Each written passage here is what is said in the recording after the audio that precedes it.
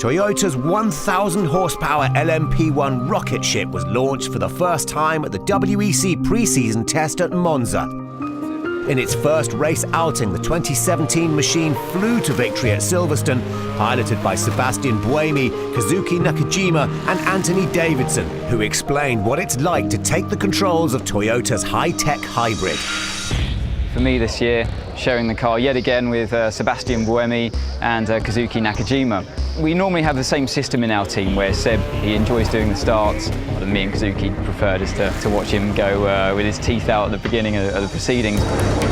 We are go! The two Toyotas unleash their 1,000 horsepower. He's been hard at work for at least an hour, maybe two, depending on how many stints he's done.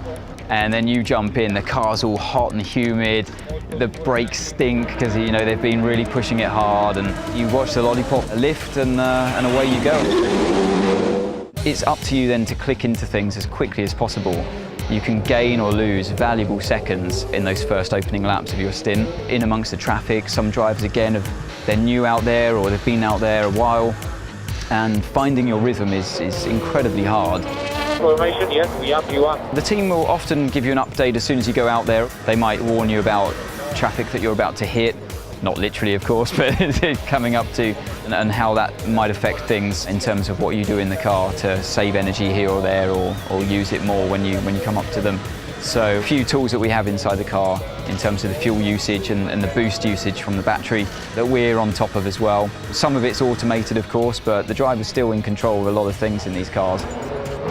The demands of driving a modern LMP1 car are pretty strong. They corner pretty quickly, especially when we're running the high downforce package. Circuits like Silverstone lend themselves brilliantly well to one of these cars. It's all about the high-speed cornering there. It's about keeping momentum, keeping your minimum speed around corners like Maggots and Beckett's, for example, is crucial. Even when you're going through the traffic, you carve around the outside of them in some of the corners and hang on in there.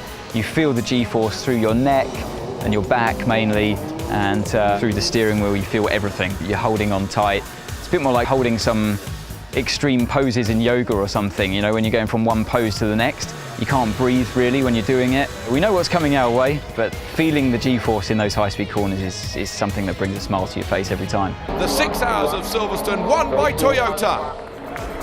We've been doing this, most of us, since we were 8-year-old kids. As long as you can remember, you've been driving cars, you've been holding the steering wheel, so you do have that extra mental space that you need to think about how you deal with traffic and all of the tools you have in the car to play with, as well as doing the normal job.